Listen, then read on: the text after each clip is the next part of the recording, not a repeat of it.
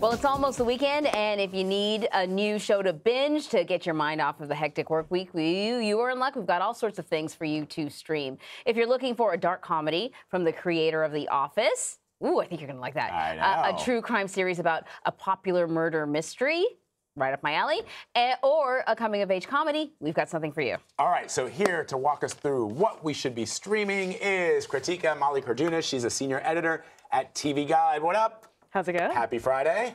To you as well. All right, so first up is Afterlife, which is created by Ricky Gervais. Obviously, he was the creator of The Office.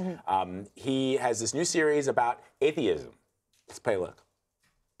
If you're watching this, then I'm not around anymore. But don't spiral, don't obsess. Keep going. So how are you?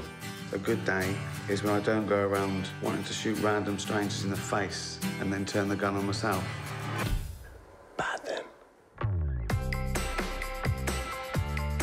I thought I'd leave you a little guide to life without me. You're lovely, but you're absolutely useless. Stay active. All right, so this is a dark comedy, obviously, and he's on the record for being a well-known atheist. What is this about?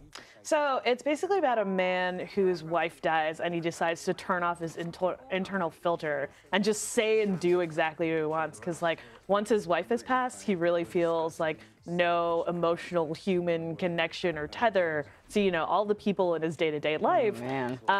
But unlike the insult comedy that we're sort of used to seeing from Ricky Gervais, the show has a much sweeter side towards the back half of the season. And you see a little growth from Ricky Gervais, I think, both in his character and just because he's a lot older now, and like now that he's made a lot of money and become famous and like actually gotten backlash for the stuff he used to say when he was like, I'm just a nobody with a chip on my shoulder. Right. It seems like he's really thought about where he is in his life, and that's how Afterlife So maybe came out. I thought I read a review that said that because his wife dies, there's a little bit of his non-belief in the afterlife in the series. But yeah, that's what sort of kicks off his like decision to, you know, say and do whatever he wants to people. He's like, there's no consequence. There's like, no God, there's nothing in the afterlife, and there's nothing in life for me now. Right. That's really interesting. Right. Yeah. All right, I'm looking forward to seeing that. So next up is the Case Against Adnan Syed. This is you. It is, yeah. In fact, so if you listen to the podcast Serial, which billions of people did, right? It was like it broke records. This is a continuation of that case. I had the benefit actually of getting sort of some screeners. So I've seen the first 3 episodes. There's 4, and I interview the filmmaker. And this is what I'll say before we get your take on it. If you think, oh, I know it all already because like Serial did such an excellent job, there's more. There's more. So let's play a little bit of it.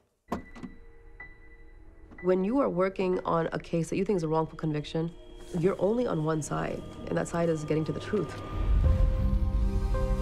The day she went missing was just a normal day to me. It never hit me that something could be wrong until they found her body.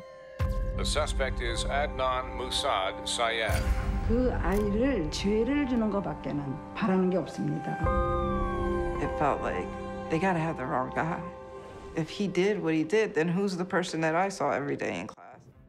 So, you know, there's a raging debate about whether or not he's guilty or not, and the debate continues with this series. Definitely, and I think for people who were big fans of the podcast, I think the best benefit to watching the HBO series is that we got a lot more of the viewpoint of the victim, and I think it's going to be really polarizing because it definitely walks that line of true crime being sensational versus not. But the things I loved about the series is that they pulled from Hayes' diary entries.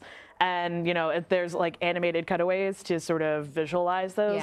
But just having her voice in the story made a huge impact and a huge difference to me personally. And I'm curious to see what the reaction is now that we're hearing from the victim. I thought having her voice, but also with visually seeing the people who, you know, it's different when you just hear a voice alone. And there's new evidence that gets uncovered. I'm excited. Excellent, excellent. Krutika, we're shortening it this week. Really good to have you. Thank you. Happy Friday. We always love having you.